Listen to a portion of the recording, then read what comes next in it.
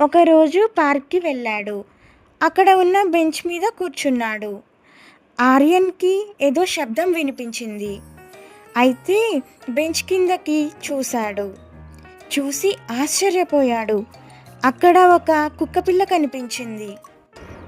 ఆర్యన్ ఆ కుక్కపిల్లకి ఒక బ్రెడ్ ముక్క తినిపించాడు. అయితే తినిపించాక ఆ కుక్కపిల్ల ఎక్కడి నుంచి వచ్చింది, ఇక్కడ ఎలా ఉంది అని ఆ కుక్కపిల్లని చూస్తున్నాడు. అయితే అక్కడి నుంచి వెళ్ళిపోతున్నాడు. ఆ కుక్కపిల్ల ఆర్యన్ వెనకాలే వచ్చింది.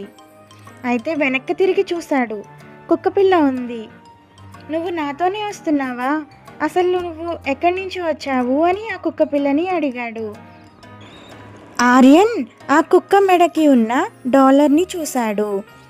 అప్పుడు ఈ కుక్కని వాళ్ళ యజమానులకు అప్పగించాలని అనుకున్నాడు.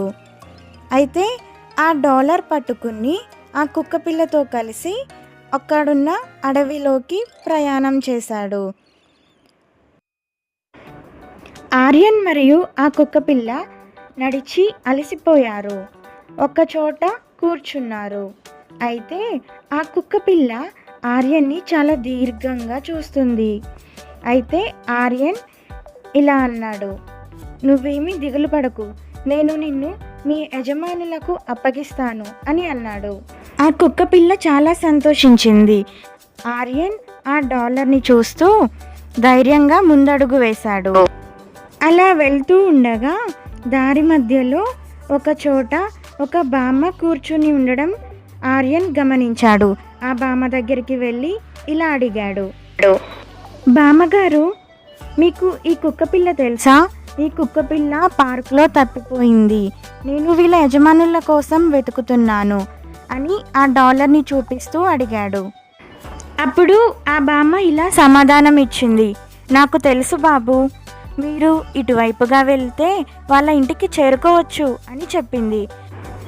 అయితే ఆర్యన్ ఆ కుక్కపిల్ల ప్రయాణం సాగించారు. 2B అని పిలుపు వినడంతో ఆర్యన్ వెనక్కి తిరిగి చూశాడు. అక్కడ ఒక పాప ఈ కుక్కపిల్ల నాదేనంటూ వచ్చింది. అప్పుడు ఆ కుక్కపిల్ల ఆ పాప దగ్గరికి చాలా సంతోషంగా వెళ్ళింది. అప్పుడు ఆర్యన్, ఈ కుక్కపిల్ల మీదేనా, నేను పార్క్లో దీన్ని చూశాను అని ఆ కుక్కపిల్లని వాళ్ళ యజమానులకు అప్పగించి ఆ కుక్కపిల్లతో నీ దగ్గరికి నేను మళ్ళీ ఆడుకోవడానికి